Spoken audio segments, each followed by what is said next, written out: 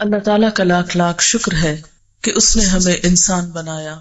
اس کا احسان ہے کہ اس نے ہمیں مسلمان بنایا، اپنی پہچان دی، زندگی کا معنی سمجھایا. یہ ساری نعمتیں جو اس نے ہمیں عطا کی، ان سب پر شکر لازم ہے. لیکن شکر کہتے کس کو ہیں؟ شکر عربی زبان میں اس جانور کے لیے استعمال ہوتا ہے جو تھوڑا چارہ ملنے پر بھی اس کی تر و تازگی پوری ہو اور وہ دودھ زیادہ دے. مثلاً مویشیوں میں سے جیسے گائے ہے، کوئی بھی نعمت خواہ وہ زیادہ ہو یا کم ہو، اس پر شکوے کی بجائے شکر ادا کرنا اور اللہ تعالی کی طرف اپنی توجہ کرنا، اس کی طرف رجوع کرنا، ہر حال میں خوش رہنا، یہی دراصل شکر ہے. اگر غور کیا جائے تو ہم دیکھتے ہیں کہ اللہ تعالیٰ نے ہمیں بے پناہ نعمتیں عطا کی ہیں. ایک انسان شکر اسی وقت ادا کر سکتا ہے جب وہ اپنی نعمتوں کی طرف نظر کرنے والا ہو، نعمتوں کو پہچاننے والا ہو. اگر انسان نعمتوں پہ غور کرے تو دو طرح کی نعمتیں ہمیں نظر آتی ہیں یا انہیں ہم محسوس کر سکتے ہیں. ایک ہماری اپنی ذات کے اندر اور دوسری کائنات کے اندر. وہ ساری نعمتیں جو ڈائریکٹلی یا انڈائریکٹلی ہمارے اوپر اثر انداز ہوتی ہیں، جن سے ہم فائدہ اٹھاتے ہیں. تو پہلی نعمت جو ہم اپنے ہی جسم کے اندر دیکھتے ہیں، اپنی ہی ذات میں دیکھتے ہیں، اسی کے بارے میں سورۃ النحل کی آیت نمبر 78 میں اللہ تعالیٰ فرماتے ہیں، واللہ اخرجکم من بطون امہاتکم لا تعلمون شیئا وجعل لکم السمع والابصار والافئدہ لعلکم تشکرون. اور اللہ تعالیٰ نے تمہیں تمہارے ماؤں کے پیٹ سے نکالا جبکہ تم کچھ بھی نہ جانتے تھے، کسی بھی چیز کا علم نہ رکھتے تھے. اس نے تمہارے لیے کان اور آنکھیں اور دل بنائے تاکہ تم شکر گزار بنو. گویا یہ نعمتیں جو جسم کی شکل میں ہمیں ملی ہیں، ان نعمتوں کو نعمت سمجھنا اور پھر اس پر اللہ تعالیٰ کا شکر ادا کرنا، یہ ہم سے مطلوب ہے. اگر ہم غور کریں اپنے ہی اعضاء پر تو ہم دیکھیں گے کہ ایک ایک عضو ہمارے جسم میں کس طرح کام کرتا ہے. مثال کے طور پر دل جو ہمارے اندر دھڑکتا ہے اور ہمارے سارے جسم کو خون سپلائی کرتا ہے، اگر وہ اپنا کام نہ کرے تو ہماری زندگی ہی قائم نہ رہے. کبھی ہم نے غور کیا کہ یہ دل ایک آٹومیٹک مشین ہے، یعنی ہر مشین کو چلانا پڑتا ہے جبکہ یہ کام خود کرتا ہے. آٹومیٹک مشینز کا رواج تو آج کے اس دور میں آیا ہے.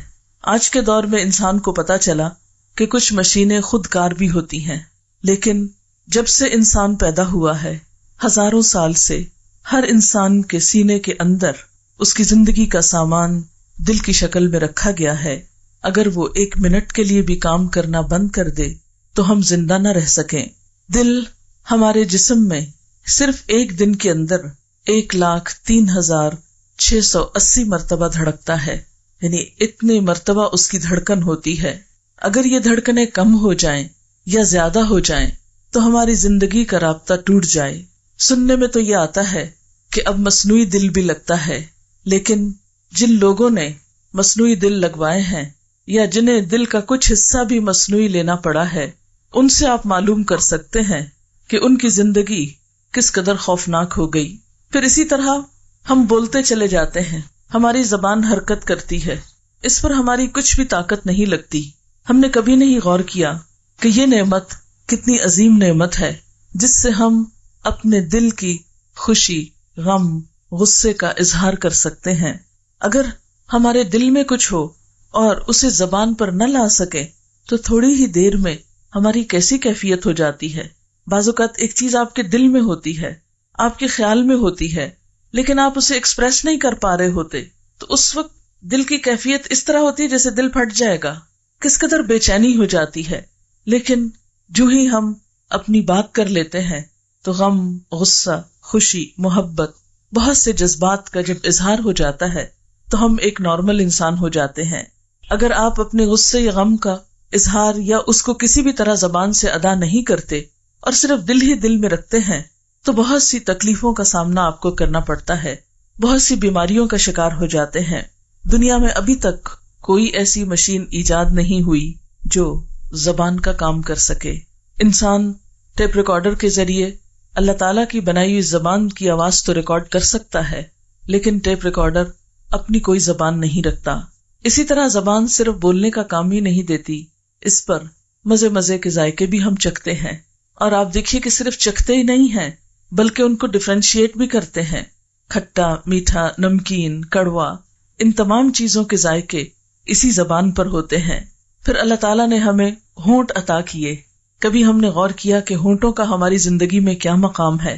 اگر یہ ہونٹ نہ ہو تو نہ ہم کھا سکیں نہ پی سکیں۔ کبھی آپ نے غور کیا کہ پانی ہم ہونٹوں کی مدد سے پیتے ہیں؟ آپ دیکھیے کہ اگر یہ ہونٹ نہ ہو اور دانتوں سے پانی پینا پڑے تو ہم اس پانی کو صحیح طور پر اندر نہ لے جا سکیں۔ پھر اسی طرح پوری طرح بول نہ سکیں۔ ہمارے زبان میں 35% الفاظ ایسے ہوتے ہیں جو ہونٹوں کے محتاج ہوتے ہیں۔ اگر ہونٹ نہ ہو تو ہماری زبان کا 35% حصہ قابل فہم نہ ہو، خواہ ہمارا تھروٹ ہے خواہ ٹنگ ہے، لیکن اس کے باوجود ہونٹ اپنا کام کرتے ہیں۔ پھر اسی طرح آپ دیکھیں کہ ہونٹ ہمارے منہ کو مختلف اوقات میں بند رکھنے کا کام کرتے ہیں۔ اگر ہونٹ نہ ہو تو ہم اپنا منہ پوری طرح بند نہیں کر سکتے۔ آپ نے اسکیلٹنز دیکھے ہوں گے یا کبھی جانور کی سیری دیکھی ہوگی کہ جس کے ہونٹ سکڑ چکے ہوں یا کاٹے جا چکے ہوں، شکل کتنی وحشتناک ہو جاتی ہے۔ یعنی آپ تھوڑی دیر کے لیے سوچیں یا کبھی شیشے کے آگے کھڑے ہو کر اپنے ہونٹوں کو سکیڑ کے اندر کو کر لیں اور پھر اپنی شکل کو دیکھیں، ہم کس قدر خوفناک نظر آئے۔ لیکن ہم نے زندگی میں کتنی بار شکر ادا کیا کہ اللہ تعالیٰ نے ہمیں یہ نعمت عطا کی ہے۔ ہمارے منہ پہ پائے جانے والے یہ گال کس قدر خوبصورتی کا ذریعہ ہے۔ اگر چہرے کے اوپر یہ گال پھولے ہوئے نہ ہوں بلکہ پیچکے ہوئے ہوں، اندر کو گھسے ہوئے ہوں، تو ہماری شکل کیسی ہو جائے۔ پھر اسی طرح ہم جب بولتے ہیں یا چکھتے ہیں تو لعاب دہن بھی اس میں ایک اہم کردار ادا کرتا ہے۔ حتیٰ کہ کھانا کھانے میں اگر ہمارے منہ کے اندر یہ لعاب پیدا نہ ہو تو ہم بول نہ پائیں، ہم صحیح طور پر ذائقے کو یا مزے کو حاصل نہ کر سکیں۔ ہمارا کھانا جو ہے وہ نرم نہ ہو پوری طرح، وہ پھر ایسا ہی جیسے گرائنڈر کے اندر آپ کو خشک چیز پیستے ہیں، جس طرح ایک ڈرائی چیز پیستے ہیں۔ اگر ہمارے منہ میں لعاب دہن نہ ہو اور گرائنڈر کی طرح ہمارے دانت فوڈ کو پیس ڈالیں اور پھر اس کو ہم گلے کے اندر سے گزارنے کی کوشش کریں، تو آپ دیکھیں کہ خشک غذا گلے کے اندر سے کس طرح گزرتی ہے، کس قدر تکلیف دہ ہو جاتی ہے۔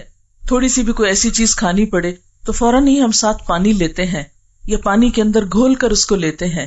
اگر ہمیں ساری غذائیں صرف پانی میں گھول گھول کے لینی پڑتی تو ہمارا حال کیا ہوتا؟ کیا ہماری بھوک کبھی ختم ہوتی؟ کیونکہ جب تک ٹھوس غذا نہ لی جائے بڑے ہو کر بھوک ختم نہیں ہوتی۔ بچوں کو بھی 4 ماہ کے بعد عام طور پر تھوڑا تھوڑا سالڈ دینا شروع کرتے ہیں، کیونکہ محض لکوڈ پر بچے جی نہیں سکتے، ان کی صحیح نشو و نما نہیں ہوتی۔ پھر اسی طرح سونگھنے کی قوت جو اللہ نے ہم کو دی، انسانی ناک 3000 خوشبوئیں سونگھنے کی صلاحیت رکھتی ہے۔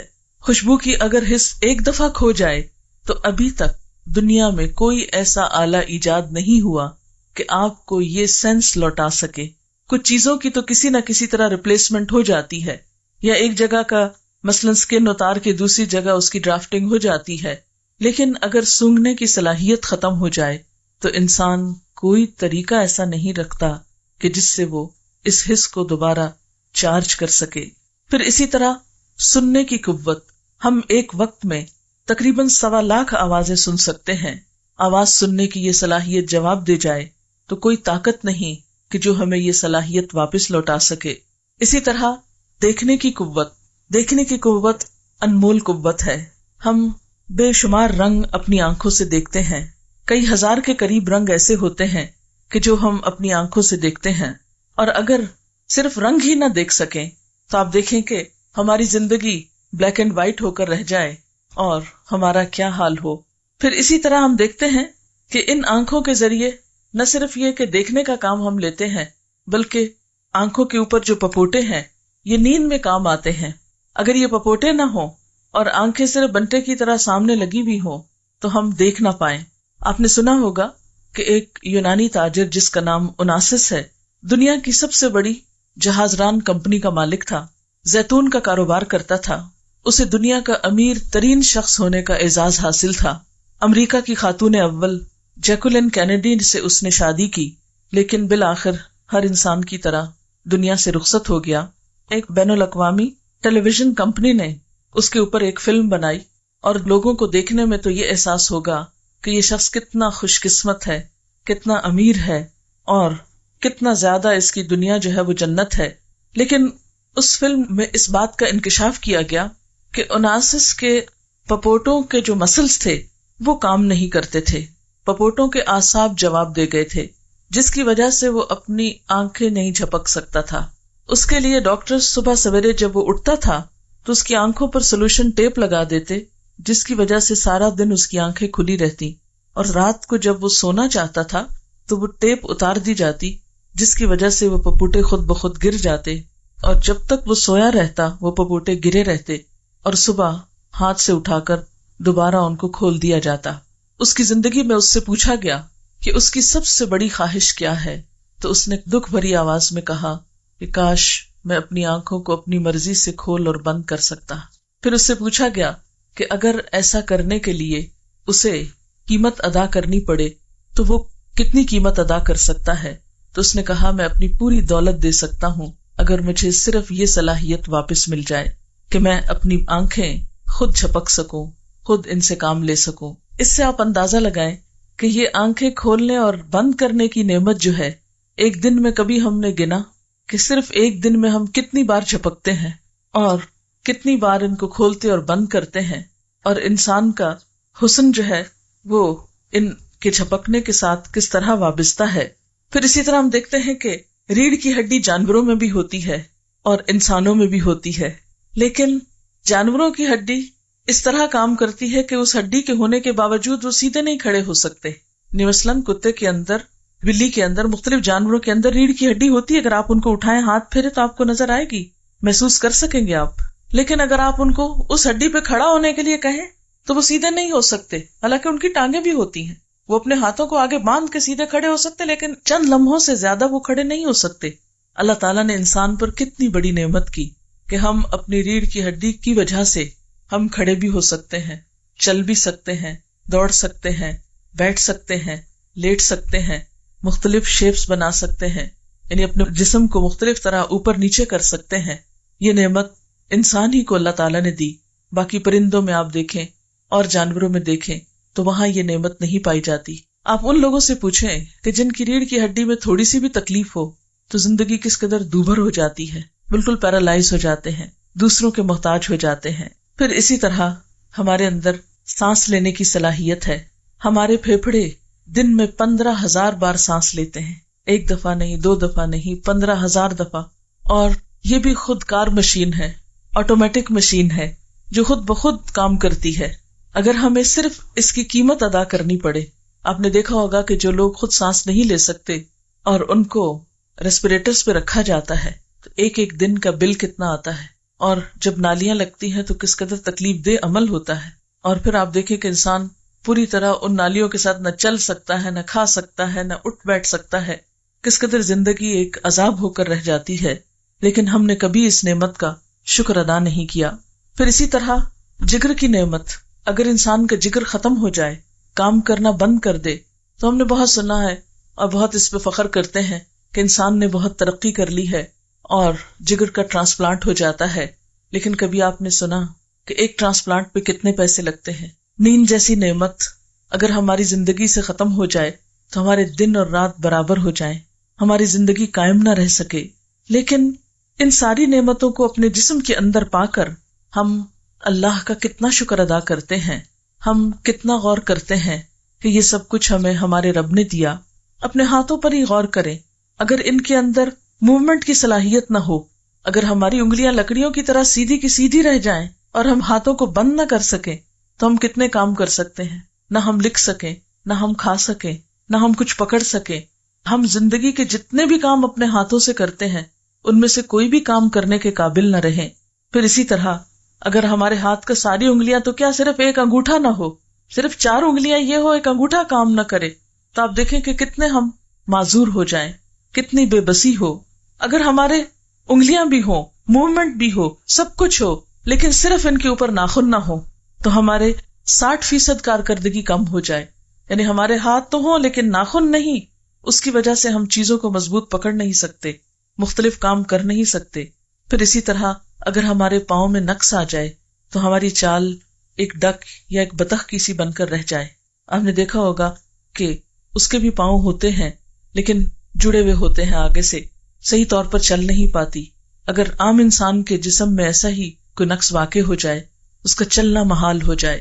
اسی لیے اللہ تعالیٰ فرماتے ہیں واللہ اخرجکم من بطون امہاتکم لا تعلمون شیئا، اللہ نے تمہیں تمہارے ماؤں کے پیٹوں سے نکالا اس حال میں کہ تمہیں کچھ بھی علم نہ تھا، تم تو کچھ بھی نہ جانتے تھے کہ یہ سب کچھ تمہیں ملا ہے، یہ کتنا قیمتی ہے، اور یہ سب کچھ کس لیے ملا ہے. وَجَعَلَ لَكُمُ السَّمْعَ وَالْأَبْصَارَ وَالْأَفْئِدَةَ، اس نے تمہارے لیے کان اور آنکھیں اور دل بنائے. لَعَلَّكُمْ تَشْكُرُونَ، تاکہ تم شکر ادا کرو، تم شکر گزار بنو. لیکن دیکھنے کی بات یہ ہے کہ ہم کتنا شکر ادا کرتے ہیں. اللہ تعالیٰ قرآن پاک میں شکوہ کرتے ہیں وَقَلِيلٌ مِّنْ عِبَادِيَ الشَّكُورُ، میرے بندوں میں بہت تھوڑے ہیں جو شکر گزار ہیں. ایک اور جگہ پر فرماتے ہیں قَلِيلًا مَا تَشْكُرُونَ، کتنا تھوڑا تم شکر ادا کرتے ہو. بات یہ ہے کہ ہم تو ایک سانس لینے اور سانس باہر آنے کی نعمت کا ہی شکر ادا نہیں کر سکتے. اگر ہم صرف اس ایک نعمت پر کہ ہم آکسیجن اندر لے جاتے ہیں الحمدللہ کہیں، اور کاربن ڈائی آکسائڈ جو باہر آتی ہے اس پر الحمدللہ کہیں، تو ہماری ساری زندگی صرف ایک سانس لینے کے عمل پر صرف الحمدللہ کہتے گزر جائے، اور اس میں بھی ہم پھر بھی شکر ادا نہیں کر سکتے. کیوں؟ اس لیے کہ رات کو جب ہم سوتے ہیں تو سوتے ہوئے تو ہم سانس لیتے رہتے ہیں مگر اس پر تو الحمدللہ نہیں کہتے. پھر اسی طرح اللہ تعالیٰ نے ہمیں کائنات کی نعمتوں پر غور و فکر کرنے کے لیے کہا. فرمایا وَآیَةٌ لَهُمُ الْأَرْضُ الْمَيْتَةُ، ان کے لیے یہ مردہ زمین ایک نشانی ہے. أَحْيَيْنَاهَا، ہم نے اس کو زندہ کیا. وَأَخْرَجْنَا مِنْهَا حَبًّا، اس میں سے ہم نے دانے نکالے. فَمِنْهُ يَأْكُلُونَ، تو اس میں سے وہ کھاتے ہیں. وَجَعَلْنَا فِيهَا جَنَّاتٍ، اور ہم نے اس میں باغات بنائے. مِن نَخِيلٍ وَأَعْنَابٍ، کھجوروں اور انگوروں کے. وَفَجَّرْنَا فِيهَا مِنَ الْعُيُونِ، اور ہم نے اس میں چشمے پھوڑ نکالے. لِيَأْكُلُوا مِن ثَمَرِهِ، تاکہ وہ اس کا پھل کھائیں، اس کی پیداوار کھائیں. وَمَا عَمِلَتْهُ أَيْدِيهِمْ، اور اس کو ان کے ہاتھوں نے نہیں بنایا. أَفَلَا يَشْكُرُونَ، کیا یہ شکر ادا نہ کریں گے؟ یعنی انسان اپنے دائیں بائیں اوپر نیچے ہر طرف تو دیکھے، اس میں سے کون سی چیز ہے جو انسان نے خود بنائی ہو؟ یہ سب کچھ اللہ تعالیٰ ہی نے تو بنایا. اسی نے بارش برسائی، اسی نے زمین سے طرح طرح کے پودے اگائے اور ہماری غذا کے سامان کیے. سورۃ یاسین میں ہی اللہ تعالیٰ فرماتے ہیں اولم یروا، کیا انہوں نے دیکھا نہیں، انا خلقنا لہم مما عملت ایدینا انعاما، کہ ہم نے ان کے لیے جو ہمارے ہاتھوں نے بنایا مویشی بنائے. یعنی ہمارے ہاتھوں کے بنے ہوئے یا اللہ تعالیٰ کی مخلوق میں سے مویشی انسان کے لیے بنائے. فہم لہا مالکون، تو یہ اس کے مالک بن گئے ہیں. وَذَلَّلْنَاهَا لَهُمْ، ان مویشیوں کو ہم نے ان کے لیے مسخر کیا ہے، ان کے کام لگایا. فَمِنْهَا رَكُوبُهُمْ، تو اس میں سے وہ سواری کرتے ہیں. وَمِنْهَا يَأْكُلُونَ، اور ان میں سے بعض کو وہ کھاتے ہیں، جیسے گائے بکری وغیرہ کا گوشت ہم کھاتے ہیں.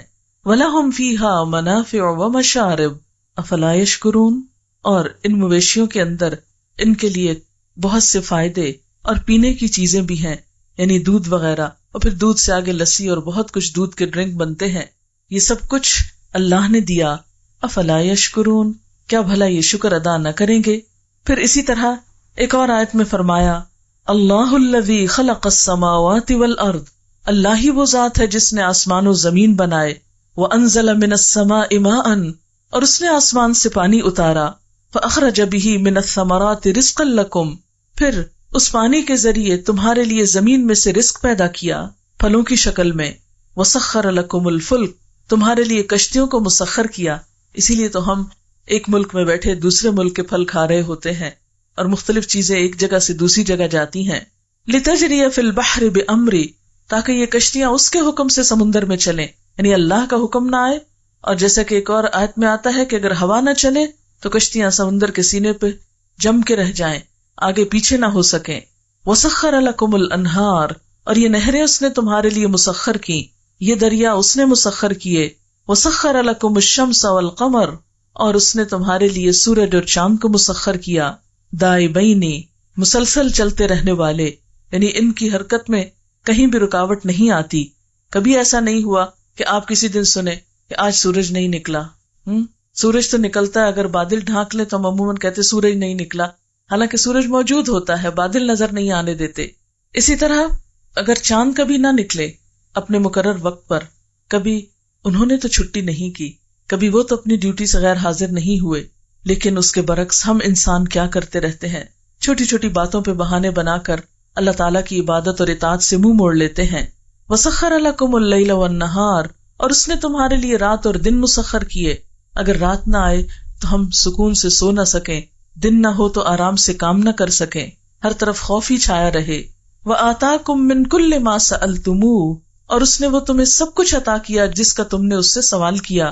وَإِن تَعُدُّوا نِعْمَتَ اللَّهِ لَا تُحْصُوهَا، اگر تم اللہ کی نعمتوں کو گننا چاہو تو گن نہیں سکتے، شمار نہیں کر سکتے۔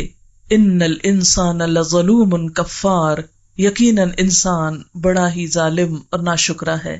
یعنی یہ ساری نعمتیں اللہ تعالیٰ سے پاتا ہے اور پلٹ کر اسی کو یاد نہیں کرتا، اسی کا شکر ادا نہیں کرتا۔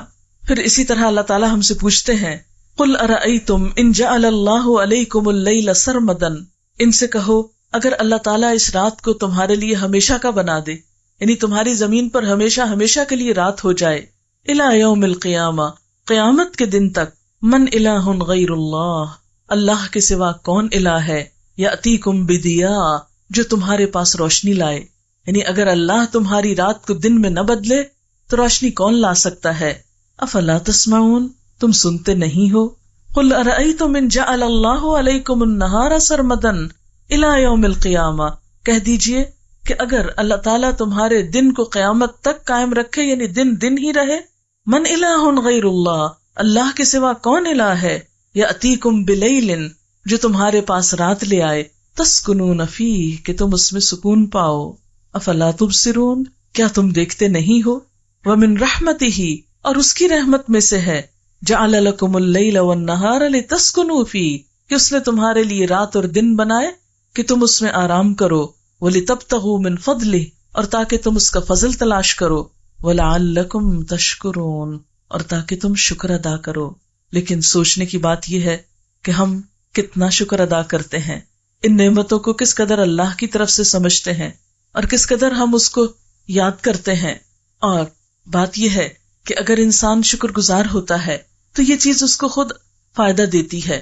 اگر ان چیزوں پر انسان اللہ تعالیٰ کا شکر گزار نہ ہو تو اس میں اللہ تعالیٰ کا کچھ بھی نقصان نہیں۔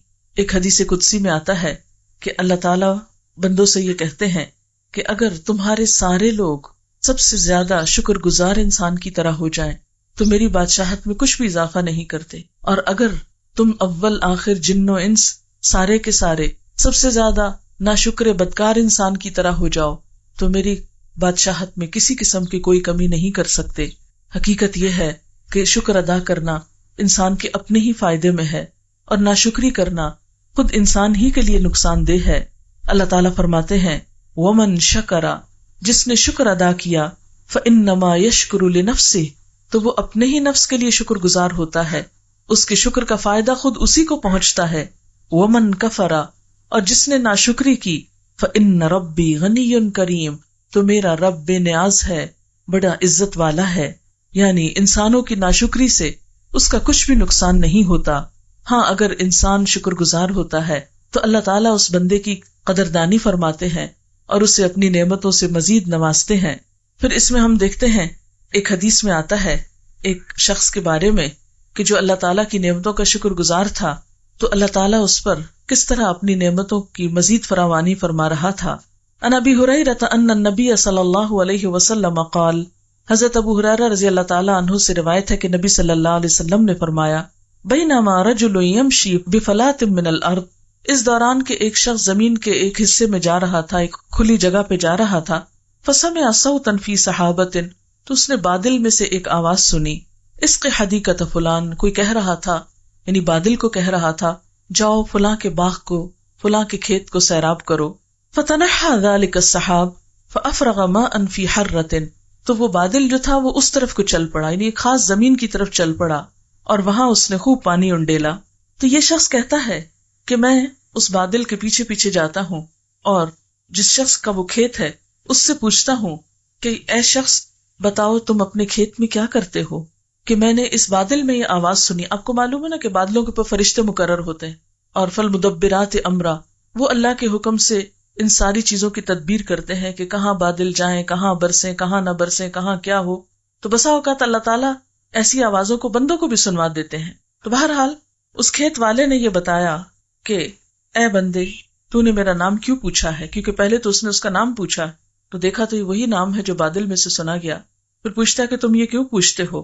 اس نے کہا کہ میں نے اس طرح یہ آواز سنی ہے, تم مجھے یہ بتاؤ کہ تم اس باغ کا کرتے کیا ہو؟ تو اس نے کہا کہ اس میں سے جو بھی پیداوار آتی ہے میں اس کے 3 حصے کرتا ہوں. ایک حصہ اپنے لیے اور اپنے گھر والوں کے لیے, ایک حصہ صدقہ خیرات کے لیے, اور ایک حصہ پھر اسی باغ کے اندر استعمال کے لیے. یعنی پھر اسی میں سے بیج اس کے اندر ڈال دیتا ہوں, اسی کی خدمت میں استعمال کرتا ہوں. تو بات یہ ہے کہ اللہ تعالیٰ کا شکر انسان کیسے ادا کرے. یعنی شکر ادا کرنا اگر انسان کے لیے فائدہ مند ہے تو پھر شکر ادا کرنے کا طریقہ کیا ہے؟ شکر دل, زبان اور اعضاء سے ہوتا ہے. دل کا شکر یہ ہے کہ نیکی اور بھلائی کا ارادہ کرے, اچھے اچھے منصوبے بنایا کرے, اچھی اچھی باتیں سوچا کرے, خیر اور بھلائی کے خواب دیکھا کرے, اور تمام مخلوق کا بھلا چاہے. تمام مخلوق کون کون ہے اس میں؟ الحمدللہ رب مخلوقات کیا ہیں؟ عالمین, جو بھی اللہ نے کریٹ کیا ہے ان سب کا بھلا چاہے. زبان کا شکر یہ ہے کہ اللہ کی تعریف کرتا رہے, ذکر کرتا رہے. اعضاء کا شکر یہ ہے کہ اللہ کی نعمتوں کو اس کی اطاعت میں استعمال کرے اور ان سے گناہ کی مدد کرنے سے پرہیز کرے, یعنی گناہ کے کام کرنے سے. اعضاء کا شکر کیا ہے کہ اپنے ہاتھوں کو, پاؤں کو, سارے جسم کے اعضاء کو اللہ کی اطاعت میں, فرما برداری میں استعمال کریں اور گناہ کے کاموں میں ڈالنے سے پرہیز کریں. مثلاً آنکھوں کا شکر یہ ہے کہ اگر کسی مسلمان کا کوئی عیب دیکھا ہے تو اس کی پردہ پوشی کرے. کبھی سوچا اس طرح آپ نے کہ یہ شکر گزاری ہے؟ ہم یہ تو کہتے ہیں آنکھوں کا شکر یہ ہے کہ انسان درخت دیکھ کر اللہ کی تعریف کرے, لیکن یہ نہیں سوچتے کہ یہی آنکھیں صرف درخت نہیں دیکھتی یا پھول نہیں دیکھتی, پھولوں سے زیادہ کانٹے دیکھتی ہیں, ایسی چیزیں دیکھتی ہیں جو ہمیں پسند نہیں. تو پھر ان کو دیکھ کر انسان پردہ پوشی کرے, کسی کا عیب. اچھا, اب آپ دیکھیں کہ میڈیا کے اس دور میں کیا ہو رہا ہے. آپ نے کبھی سین دیکھے ہوں گے, کبھی بم بلاسٹ ہوتا ہے تو کیسے انسانوں کے اعضاء اور ایسی ایسی چیزیں دیکھی اور دکھائی جاتی ہیں کہ جن کی حرمت ہے, جن کو کیا کرنا چاہیے؟ ڈھانپ دینا چاہیے. میت کی بھی حرمت ہوتی ہے, میت کا کوئی عیب دیکھے تو کیا کرنا چاہیے؟ کسی سے بھی ذکر نہیں کرنا چاہیے, بیان ہی نہیں کرنا, منہ کھولنا ہی نہیں چاہیے. کانوں کا شکر یہ ہے کہ لوگوں کے جو عیب سنے ہیں ان کی پردہ پوشی کرے. بعض اوقات آپ دیکھتے نہیں کسی کا کچھ, لیکن لوگ آپ کو طرح طرح کی خبریں سناتے رہتے ہیں. اب کیا کرے؟ صرف ایک کان استعمال کرے اور پھر اس سے بھی اندر نہ ٹھہرنے دے, دوسرے سے نکالے اور اپنے کام میں لگ جائے. یعنی منہ تک اٹکنے نہ دے, ادھر سے جا کے یہاں نہ رہ, ادھر سے نکلے. زبان کا شکر یہ ہے کہ اللہ کی مشیت پر خوش ہونے کا اظہار کرے, کہ اگر کوئی چیز مرضی کی ہو گئی تب بھی, اور اگر مرضی کے خلاف ہوئی تو کیا کہا؟ میرے رب نے ایسا ہی چاہا تھا, میں اس پر راضی, یہ میرے رب کا فیصلہ تھا. لیکن کتنے لوگ ہیں کہ جو رب کے فیصلوں کو ایکسپٹ کریں, اور جب ایکسپٹ نہیں کرتے تو نتیجہ کیا ہوتا ہے؟ خود ہی کڑتے رہتے ہیں نا. کڑنے سے کیا حل ہو جاتا ہے مسئلہ؟ کچھ بھی نہیں ہوتا. رسول اللہ صلی اللہ علیہ وسلم نے فرمایا, اللہ کی نعمت کو بیان کرنا شکر ہے اور اس کا ترک کرنا کفر ہے. بیان کیا گیا کہ انصار کے 2 آدمی آپس میں ملے, ایک دوسرے سے ملاقات کی. ایک نے اپنے ساتھی سے کہا, کیا حال ہے؟ اس نے کہا الحمدللہ. تو نبی صلی اللہ علیہ وسلم نے فرمایا, اسی طرح کہا کرو. یعنی کوئی حال پوچھے تو جواب میں الحمدللہ, اور یہ سنت ہے. بیان کیا گیا کہ ایک آدمی نے حضرت عمر بن خطاب رضی اللہ عنہ کو سلام کیا, آپ نے اسے جواب دیا, پھر کہا کیا حال ہے؟ اس نے کہا میں اللہ کا شکر ادا کرتا ہوں. تو حضرت عمر نے کہا میں یہی چاہتا تھا کہ تم یہی کہو. سلف ایک دوسرے سے حال پوچھا کرتے تھے اور مقصد ان کا اللہ کا شکر ادا کرنا ہوتا تھا, دوسرے کا حال ہی نہیں معلوم کرنا. بلکہ آپ کسی کا حال کیوں پوچھتے ہیں؟ بس ایسے ہی تکلفاً, رسماً, عادتاً, کبھی اپنی خود کو نمایاں کرنے کے لیے بھی, کہ لوگ کہیں کہ کتنا کیئرنگ ہے, کہ اس نے تو ہمارا حال پوچھا تھا اور دوسرے تو پوچھتے ہی نہیں, یا یہ ثابت کرنے کے لیے کہ دوسرے نہیں پوچھتے میں پوچھتا ہوں. تو یہ سارے مقاصد فاسد ہیں. ان کی بجائے یہ سننے کے لیے کہ دوسرا کہے الحمدللہ, اور خاص طور پر ایسے لوگوں کو پھر حال اور پوچھے جو الحمدللہ کہیں علی کل حال. آپ کو معلوم ہے کہ نبی صلی اللہ علیہ وسلم پر اگر تکلیف ہوتی یا کوئی چیز انہیں ناپسند ہوتی تو اس موقع پر بھی کیا کہتے ہیں؟ الحمدللہ علی کل حال. اور اگر کوئی نعمت ملتی تو فرماتے الحمدللہ بنعمتہ تتم الصالحات. اللہ ہی کے فضل سے ساری نعمتیں تمام ہوتی، ہر چیز مکمل ہوتی. شکر ادا کرنے کا موقع دینا کسی کو، یعنی کسی کا حال پوچھنے سے غرض کیا ہو کہ دوسرے کو اللہ کا شکر ادا کرنے کا ایک موقع فراہم کیا جائے. حضرت ابو عبد الرحمن حبلی انہوں نے کہا، جب کوئی آدمی کسی کو سلام کہتا ہے اور اس سے پوچھتا ہے کیا حال ہے، اور دوسرا جواب دیتا ہے میں تیرے سامنے اللہ کی شکر گزاری کرتا ہوں، تو بائیں طرف والا فرشتہ دائیں طرف والے سے کہتا ہے تو اس کو کس طرح لکھے گا؟ آپس میں بھی ایک دوسرے سے پوچھتے ہیں، جب کام کر رہے ہوتے ہیں نا دو لوگ مل کے، تو ایک دوسرے سے پوچھتے اچھا تم کیسے کر رہے ہو، تم کیسے کر رہے ہو؟ وہ کہتا ہے میں اس کو حمد کرنے والوں میں لکھوں گا، شاکرین میں لکھوں گا، اللہ کی تعریف کرنے والوں میں لکھوں گا. ابو عبداللہ سے جب پوچھا جاتا تمہارا کیا حال ہے، تو وہ کہتے میں تیرے سامنے اور اللہ کی ساری مخلوق کے سامنے اس کا شکر ادا کرتا ہوں. اب ورائٹی ہے نا، جس کے دل میں جتنا شکر ہوگا، جیسا ہوگا، وہ اتنے ہی خوبصورت لفظ بول کے اتنے ہی محبت بھرے انداز میں اللہ کا شکر ادا کرے گا. پھر انسان کائنات میں غور و فکر کرے، اللہ کی نعمتوں کو دیکھے، آنکھ کھولے، چڑھتے سورج کو دیکھے، آسمان کو دیکھے، پرندوں کو دیکھے، اپنے جسم کی نعمتوں کو دیکھے، اور پھر ان نعمتوں کو اللہ کی عنایت سمجھے، اللہ کی طرف سے سمجھے. ان نعمتوں کا پیدا کرنے والا، ان کو قائم رکھنے والا اللہ ہی کی ذات کو سمجھے. گویا اللہ کی پہچان ان نعمتوں کے ذریعے، اس کی کائنات کی نشانیوں کے ذریعے، اور خود اس کی اپنی ذات کے اندر پائی جانے والی چیزوں کے ذریعے. پھر اس کی نعمتوں کا شکر ادا کرنے کا دوسرا طریقہ یہ ہے کہ انسان ان نعمتوں کو اسی کام میں لگائے جس کام میں لگانا اللہ تعالیٰ کو پسند ہے. مثال کے طور پر جس باغ والے کی مثال دی گئی ہے، اس پر اللہ تعالیٰ کا انعام کیوں تھا؟ اس لیے کہ اس کی زندگی ایک بیلنسڈ اور ایک معتدل زندگی تھی. وہ اپنے پیسے کو اپنے ہی کام کاروبار میں پھر لگا رہا تھا جو اس کی دنیا کی ضرورت تھی. وہ اپنے باغ سے نکلنے والی آمدنی سے، پیداوار سے خود بھی فائدہ اٹھا رہا تھا، اپنے گھر والوں، بال بچوں، رشتہ داروں اور انسانوں پر خرچ کر رہا تھا، اور اسی میں سے وہ اللہ کی اس مخلوق پر بھی خرچ کر رہا تھا جو ضرورت مند ہے، محتاج ہے، جن کا حصہ اللہ نے دراصل ہمارے مال میں رکھ دیا ہے. تو یہ شکر ادا کرنے کا ایک بہترین طریقہ ہے کہ انسان جس نے نعمت دی اس کے نام پر بھی خرچ کرے، اس کے حکم کے مطابق بھی خرچ کرے، یعنی اپنی ذات پر، اور پھر دنیا کا حصہ بھی نہ بھولے.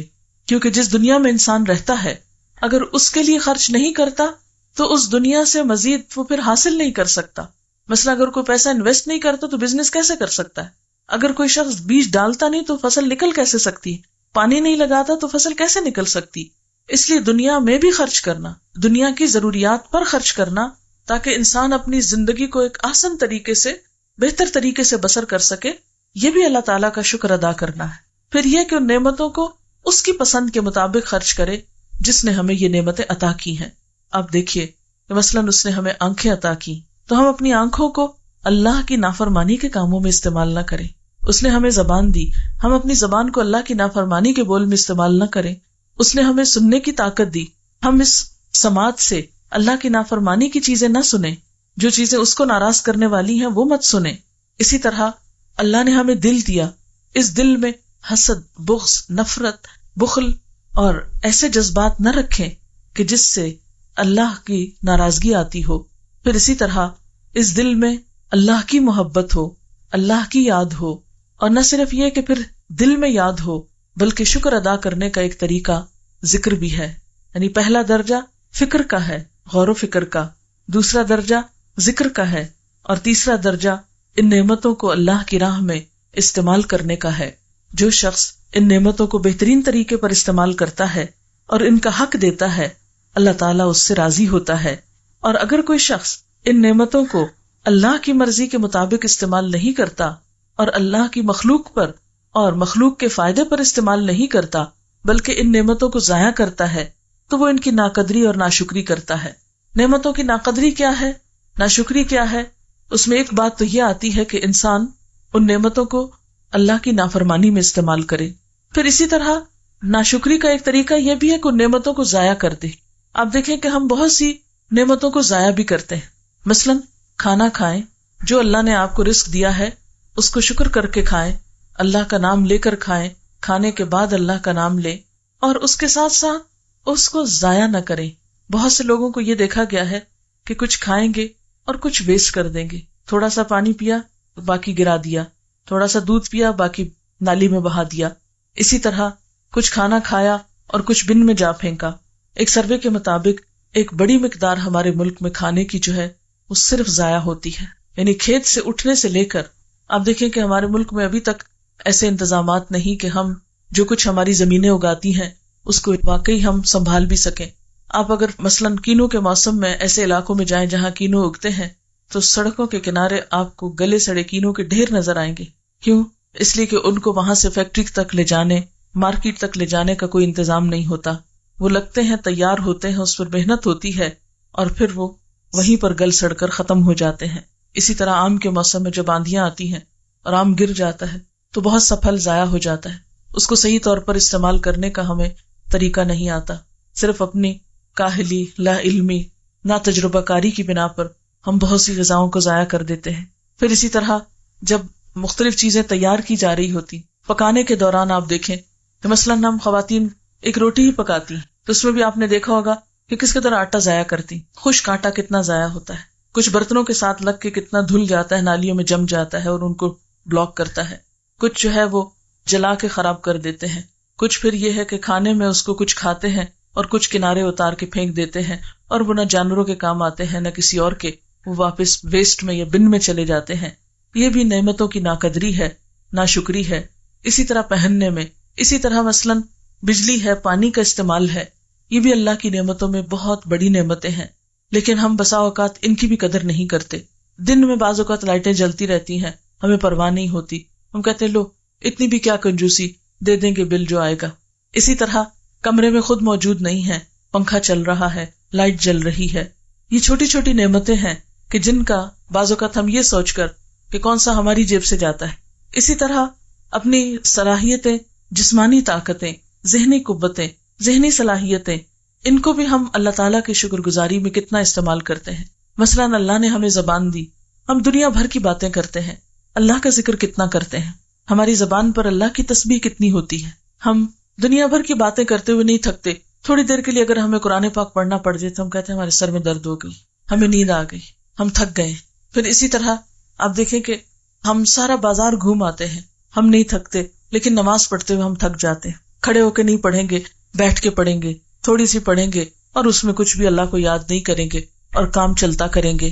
کیا یہ اللہ کی نعمتوں کی شکر گزاری ہے؟ اللہ تعالیٰ نے سارا دن ہمیں دنیا کے فائدے اٹھانے کے لیے دیا ہے کہ کھاؤ پیو سو جاگو جو چاہو کرو، لیکن 5 وقت دن میں میرے پاس حاضر ہونا ہے۔ لیکن ہم میں سے کتنے لوگ ہیں جو خوشی خوشی اس کے پاس حاضر ہوتے ہیں، جو خوشی خوشی نماز پڑھتے ہوں؟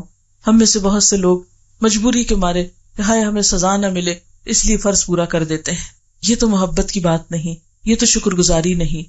شکر گزاری تو اس طرح ہوتی ہے کہ انسان محسن کے انعام کو، محسن کی نعمت کو خوشی سے لے، اس کی قدردانی کرے اور اس پر زبان سے، دل سے اور اپنے عمل سے اس کا شکریہ ادا کرے۔ اور ہم دیکھتے ہیں کہ کچھ قومیں ایسی تھیں کہ جنہوں نے اللہ تعالیٰ کا جب شکر ادا نہیں کیا تو پھر اللہ تعالیٰ نے ان کے ساتھ کیا معاملہ کیا۔ اس معاملے میں قوم سبا جو ہے وہ ہمارے لیے ایک عبرتناک پیغام اپنے اندر رکھتی ہے۔ اللہ تعالیٰ فرماتے ہیں لَقَدْ كَانَ لِسَبَإٍ فِي مَسْكَنِهِمْ آيَةٌ جَنَّتَانِ عَنْ يَمِينٍ وَشِمَالٍ۔ سبا کے لیے ان کے اپنے مسکن ہی میں ایک نشانی موجود تھی، 2 باغ دائیں اور بائیں۔ کھاؤ اپنے رب کا دیا ہوا رزق اور شکر بجا لاؤ اس کا۔ ملک ہے عمدہ، پاکیزہ اور پروردگار ہے بخشش فرمانے والا۔ مگر وہ منہ موڑ گئے، آخرکار ہم نے ان پر بند توڑ سیلاب بھیج دیا، اور ان کے پچھلے 2 باغوں کی جگہ 2 اور باغ انہیں دیے جن میں کڑوے کو سیلے پھل اور جھاؤ کے درخت تھے اور کچھ تھوڑی سی بیریاں تھیں۔ یہ تھا ان کے کفر کا بدلہ، ناشکری کا بدلہ جو ہم نے ان کو دیا۔ یعنی واضح مثال ہے قرآن پاک میں کہ ایک قوم بہت ترقی یافتہ تھی، دنیا کی ہر نعمت ان کے پاس تھی، لیکن ناشکری کرنے کی وجہ سے اللہ تعالیٰ نے وہ نعمتیں چھین لی اور ان کا ہنستا بستا ملک اجڑ کر رہ گیا۔ اور ناشکرے انسان کے سوا ایسا بدلہ ہم کسی اور کو نہیں دیتے۔ وَهَلْ نُجَازِي إِلَّا الْكَفُورَ۔ یعنی یہ جزا ناشکرے کے علاوہ کسی اور کو بھی دی جا سکتی ہے. اور ہم نے ان کے اور ان بستیوں کے درمیان جن کو ہم نے برکت عطا کی تھی نمایاں بستیاں بسا دی تھی. یعنی ان کے تجارتی سفر جو تھے وہ بہت خوشحال تھے. راستے میں جگہ جگہ چھوٹی چھوٹی بستیاں تھیں اور ان میں سفر کی مسافتیں ایک اندازے پر رکھ دی تھی کہ لمبے لمبے سفر کرتے ہوئے وہ تھکتے نہیں تھے. چلو پھرو ان راستوں میں رات دن پورے امن کے ساتھ. یعنی عام طور پر پرانے زمانے میں سفر رات کو بہت ہی پرخطر ہوتا تھا، لیکن ان کے ہاں اللہ تعالیٰ نے ایسے انتظام کر رکھے تھے، ایسی نعمتیں ان کو عطا کر رکھی تھی کہ جس کی وجہ سے ان کے رات کے سفر بھی بہت پرامن ہو گئے، اور دن کو بھی سایہ دار درختوں کی وجہ سے دھوپ کی مشقت انہیں برداشت نہ کرنی پڑتی، کیونکہ اس دور میں ایئر کنڈیشن گاڑیاں تو نہیں ہوتی تھیں، پلینز تو نہیں ہوتے تھے. خواہ انسان نے عمارتیں کیسی بھی بڑی بڑی بنائی، لیکن سواریوں کے انتظام جانوروں کے ذریعے ہی تھے. مگر انہوں نے کہا اے ہمارے رب ہمارے سفر کی مسافتیں لمبی کر دے، یعنی اپنے عمل کی زبان حال سے کہا. انہوں نے اپنے اوپر ظلم کیا، آخر کار ہم نے انہیں افسانہ بنا کر رکھ دیا اور انہیں بالکل تتر بتر کر ڈالا، پوری دنیا میں بکھر گئے. یقیناً اس میں نشانیاں ہیں ہر اس شخص کے لیے جو بڑا صابر و شاکر ہو. کہاں یہ کہ یہ وہ قوم کہ جس کے پاس دنیاوی اعتبار سے بہترین خوشحالی تھی، اپنا ملک تھا، امن و امان تھا، کہاں یہ کہ ان کے اعمال کی وجہ سے ان پر ایسا عذاب آیا کہ ساری نعمتیں چھن کر رہ گئیں. پھر اسی طرح ہم دیکھتے ہیں کہ ایک بندہ مومن جب اپنی زندگی میں شکر ادا کرتا ہے تو اس کا اظہار وہ صبح سویرے سے شروع کرتا ہے. مثلاً آپ دیکھتے ہیں کہ صبح سویرے جب بندہ مومن اٹھتا ہے تو سب سے پہلا کلمہ اس کی زبان پر کیا ہوتا ہے؟ الحمدللہ الذی احیانا، شکر اللہ کا جس نے ہم کو زندہ کیا، زندگی عطا کی. یعنی جو شخص سو کر اٹھنے کی دعا پڑھتا ہے وہ دراصل اپنی نیند پر اللہ کا شکر ادا کرتا ہے، اور نئی زندگی ملنے پر ایک طرح سے، کیونکہ نیند بھی موت کی بہن ہوتی ہے. پھر اس کے بعد آپ دیکھیں کہ جب آپ واش روم میں جاتے ہیں اور آپ کی اذیت تکلیف دور ہوتی ہے تو باہر نکل کر پھر دعا پڑھتے ہیں الحمدللہ الذی اذھب عنی الاذی وعافانی. اللہ کا شکر ہے کہ جس نے میری اذیت اور یہ گندگی مجھ سے دور کی. کیونکہ اگر انسان کے ویسٹ مادے انسان کے جسم کے اندر ہی رہیں، صرف ایک دن اگر یورین پاس نہ کر سکے تو آپ دیکھیں کہ انسان کا حال کیا ہوتا ہے، کس قدر اس کو تکلیف ہو سکتی ہے. تو اس وقت اللہ کا شکر ادا کرتا ہے کہ یہ اذیتیں اور نجاستیں مجھ سے دور ہو گئیں. پھر اسی طرح جب وہ کھانا کھاتا ہے تو لقمہ اٹھاتا ہے اور اس کا پیٹ بھرتا ہے، سیراب ہوتا ہے پانی پی کر، تو کیا کہتا ہے؟ الحمدللہ الذی اطعمنا وسقانا وجعلنا مسلمین، کہ اللہ کا شکر ہے جس نے ہمیں کھلایا پلایا اور مسلمان بنایا. پھر اسی طرح اگر اس کو چھینک آتی ہے تو اس پر بھی وہ الحمدللہ کہتا ہے. جب وہ کوئی اچھی خبر سنتا ہے تو اس پر بھی الحمدللہ کہتا ہے. پھر اسی طرح ہم دیکھتے ہیں کہ وہ اولاد جیسی نعمت کے ملنے پر بھی الحمدللہ کہتا ہے. مثلاً حضرت ابراہیم علیہ السلام کو جب اللہ تعالیٰ نے اولاد دی تو انہوں نے کیا کہا؟ الحمدللہ الذی وہب لی علی الکبر اسماعیل و اسحاق. اللہ کا شکر ہے جس نے مجھے بڑھاپے میں اسماعیل اور اسحاق جیسی اولاد دی. پھر اسی طرح زندگی کی کوئی بھی نعمت جو اس کو ملتی ہے تو وہ الحمدللہ کہتا ہے، اور یہ الحمدللہ کہنا اس کے درجات کو بلند کرتا ہے. مثلاً آپ دیکھتے ہیں کہ آپ صلی اللہ علیہ وسلم نے فرمایا کہ مومن کا حال بھی عجیب ہے، اور یہ حال مومن کے سوا کسی اور کو نصیب نہیں، کہ جب اللہ تعالیٰ اس کو نعمت دیتا ہے تو وہ شکر ادا کرتا ہے، اور یہ شکر اس کے نیکیوں میں اضافہ کرتا ہے. یعنی الحمدللہ کہنا، ایک حدیث میں آتا ہے کہ الحمدللہ تملأ المیزان، کہ ایک دفعہ الحمدللہ کہنے سے میزان بھر جاتا ہے. اللہ تعالیٰ اپنے بندے سے خوش ہوتا ہے، اور اگر تکلیف پہنچتی ہے تو انسان صبر کرتا ہے، اور یہ صبر بھی انسان کی نیکیوں میں اضافے کا سبب بنتا ہے. اسی لیے ہم دیکھتے ہیں کہ اللہ کے نیک بندے جب انہیں دنیا کی کوئی بھی نعمت ملتی ہے، مثلاً حضرت داؤد علیہ السلام اور حضرت سلیمان علیہ السلام جنہیں اللہ نے دنیا میں نبوت بھی عطا کی اور بادشاہت بھی عطا کی، انہوں نے اللہ کا کس طرح شکر ادا کیا. دونوں کہنے لگے وقالا الحمدللہ الذی فضلنا علی کثیر من عبادہ المؤمنین. اللہ کا شکر ہے جس نے ہمیں اپنے بہت سے مومن بندوں پر فضیلت عطا کی. یعنی ایمان کی نعمت بھی بڑی نعمت ہے، لیکن پھر ایمان کی نعمت کے ساتھ ساتھ دنیا کی نعمتیں بھی ملیں، یہ اور بڑی نعمت ہو جاتی ہے. پھر اسی طرح اہل جنت جب جنت میں پہنچیں گے تو اس وقت بھی اللہ تعالیٰ کا شکر ادا کریں گے کہ الحمدللہ الذی اذھب عنا الحزن. اللہ کا شکر ہے جس نے ہم سے غم دور کر دیا، کیونکہ اس بات کا غم رہتا ہے مومن کو ہمیشہ کہ پتہ نہیں میرا انجام کیا ہوگا، لیکن جب اسے کامیابی نصیب ہوگی اور اس کا غم دور ہوگا تو وہ انتہائی شکر گزار ہوگا. پھر اس بات پر شکر کرے گا کہ اللہ کا شکر جس نے یہ راستہ دکھایا اور میں یہاں آ پہنچا. الحمدللہ الذی ہدانا لہذا وما کننا لنہتدی لولا ان ہدانا اللہ. اللہ کا شکر جس نے یہ راستہ ہم کو دکھایا. ہم اس راستے کو پانے والے نہ تھے اگر اللہ ہم کو یہ راستہ نہ دکھاتا. تو حقیقت یہ ہے کہ بندہ مومن کی زندگی کا ہر لمحہ شکر میں گزرتا ہے. اسی لیے ہم دیکھتے ہیں کہ قرآن پاک کی سب سے پہلی آیت کیا ہے؟ بسم اللہ کے بعد الحمدللہ رب العالمین. سب تعریف سب شکر اللہ کے لیے ہے جو رب العالمین ہے، یعنی ساری نعمتیں اسی کی دی ہوئی، سارا شکر بھی اسی کے لیے ہونا چاہیے. اور الحمد کہنا جو ہے اس کے بارے میں آتا ہے کہ الحمد رأس الشکر، الحمد کہنا ہی شکر کی اصل ہے. یعنی شکر کیسے ادا کیا جائے؟ زبان سے الحمد کہہ کر. اور ایک اور جگہ پر آتا ہے ما شکر اللہ عبد لا یحمدہ، وہ بندہ اللہ کا شکریہ ادا نہیں کرتا جو اس کی حمد و ثنا نہیں کرتا. یعنی جس بندے کے منہ سے الحمدللہ نہیں نکلتا وہ بندہ شکر گزار ہی نہیں ہے. تو الحمد دراصل اللہ تعالیٰ کی تعریف بھی ہے، اس کی نعمت کا اعتراف بھی ہے اور اس کا زبان سے اظہار بھی ہے. پھر حضرت انس رضی اللہ تعالیٰ عنہ سے روایت ہے کہ ان اللہ لیرضی عن العبد، اللہ اس بندے سے راضی ہو جاتا ہے ان یأکل الاکل، کہ وہ کوئی چیز کھاتا ہے، فیحمدہ، تو اللہ کا شکر ادا کرتا ہے، علیہا، اس نعمت پر، او یشرب الشرب، یا پانی کا گھونٹ بھی پیتا ہے، فیحمدہ علیہا، تو اس پر بھی اللہ کا شکر ادا کرتا ہے. ایسا ہی بندہ اللہ کی رضا پاتا ہے، اللہ تعالیٰ کی خاص رحمت میں ہوتا ہے. اور اگر بندہ ان ساری نعمتوں کو پا کر ناشکری کے ساتھ دنیا سے جاتا ہے تو وہ اللہ تعالیٰ کا تو کچھ نہیں بگاڑتا لیکن اپنا بہت بڑا نقصان کر کے چلا جاتا ہے. اب دیکھیے کہ ہم اللہ کی اتنی نعمتیں پا کر اللہ تعالیٰ کو کیا دے سکتے ہیں؟ اللہ تعالیٰ نے ہم سے یہ نہیں کہا پیسے دو مجھے، یہ جو میں نے آنکھیں دی ہیں پیسے نکالو اس کے. اسے پیسے نہیں چاہیے، تو بادشاہ ہے کائنات کا، اسے پیسے کیا کرنے. اس نے یہ بھی نہیں کہا کہ آؤ میری خدمت کرو، آ کے مجھے کچھ کھلاؤ پلاؤ اور میرے آگے کھڑے رہو، یا کچھ بنا کے دو، تم آسمان کوئی بنا کے دے، کوئی زمین بنا کے. اسے نہیں چاہیے، وہ تو سب کچھ خود بنا لیتا ہے. اسے ہماری نہ کوئی خدمت چاہیے، نہ پیسہ چاہیے، کچھ نہیں چاہیے. وہ صرف ہمیں آزما رہا ہے، دیکھ رہا ہے کہ یہ سب کچھ پا کر ہمارا دل کدھر کو جھکا ہوا ہے، ہم اس کی یاد کتنی اپنے اندر رکھتے ہیں، ہماری زبان کیا بولتی ہے. یہی دراصل ہمارا امتحان ہے، یہی ہم سے مطلوب ہے. اور اگر ہم اللہ کا شکر ادا کرتے ہوئے جائیں تو یہ شکر ادا کرنا ہمارے اپنے دلوں کو ٹھنڈک بخشتا ہے، اپنے دلوں کو سکون اور خوشی عطا کرتا ہے اور اللہ تعالیٰ کی رضا کا سبب بنتا ہے. اللہ تعالیٰ سے دعا ہے کہ وہ ہمیں اپنی رضا سے نوازے اور ہمیں اپنے شکر گزار بندوں میں شامل کر لے تاکہ نعمتیں اور بڑھیں، کیونکہ اس کا وعدہ ہے لئن شکرتم لازیدنکم، اگر تم شکر کرو گے تو میں تمہیں اور زیادہ دوں گا. جیسے ایک حدیث میں آتا ہے کہ دو لوگ آئے حضور صلی اللہ علیہ وسلم کے پاس کچھ لینے کے لیے.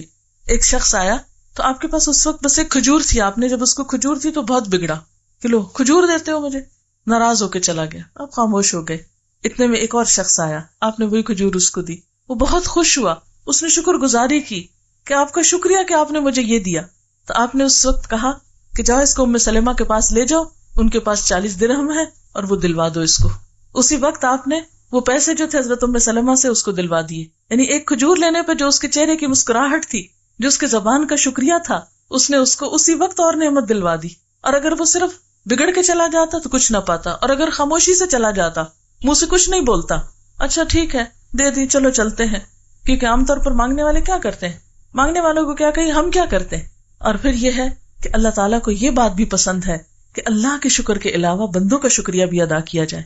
بندوں کی طرف سے کوئی احسان ہو، کوئی خیر ملے، کوئی بھلائی ہمیں نصیب ہو، کسی بھی طرح کی کسی سے کوئی ہمیں خیر نصیب ہو، اس پر اس کا شکر ادا کرنا بھی لازم ہے. اسی لیے اللہ تعالیٰ فرماتے انشکر لی ولوالدیک، میرا شکر ادا کرو اور اپنے والدین کا شکر ادا کرو، کیونکہ ان کا احسان سب سے بڑھ کر ہوتا ہے. اسی طرح بندوں میں سے بھی جس کا احسان ہو اس کا شکر گزار ہونا لازم ہوتا ہے، چاہے وہ کوئی کیسا بھی شخص ہو، اپنے سے بڑا ہو یا چھوٹا ہو، ماں باپ کے درجے میں ہو یا اولاد کے درجے میں ہو یا بہن بھائیوں کے، کوئی بھی انسان. کیونکہ ایک حدیث میں آتا ہے من لم یشکر الناس لم یشکر اللہ، جو بندوں کا شکر گزار نہیں ہوتا وہ اللہ کا شکر گزار بھی نہیں ہوتا.